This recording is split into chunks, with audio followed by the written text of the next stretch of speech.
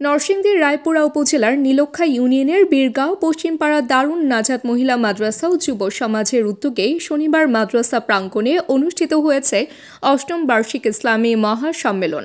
সম্মেলনে প্রধান বক্তা ছিলেন আন্তর্জাতিক খ্যাতিসম্পন্ন মুফাসসিরে কুরআন মুফতি আনিসুর রহমান আশরাফি। বিশেষ বক্তা হিসেবে উপস্থিত ছিলেন মুফতি আবু তাহের আবদুল্লাহ পুরী।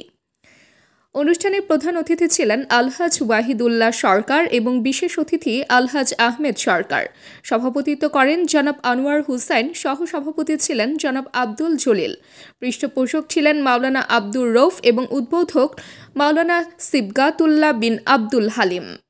সম্মেলনের সার্বিক তত্ত্বাবধানে ছিলেন মাদ্রাসার প্রতিষ্ঠাতা ও প্রিন্সিপাল মাওলানা আরিফুল ইসলাম আলম, প্রবাসী সদস্যবৃন্দ, আতশ আলী বাজারের ব্যবসায়ী ও স্থানীয় জনগণ।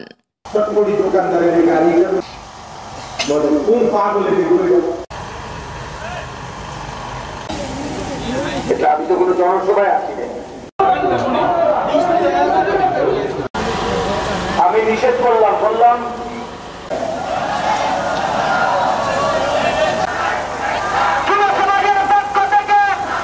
তাবাসসুম হক আনিকা, দৈনিক আজকের বাংলা। দৈনিক আজকের বাংলা .net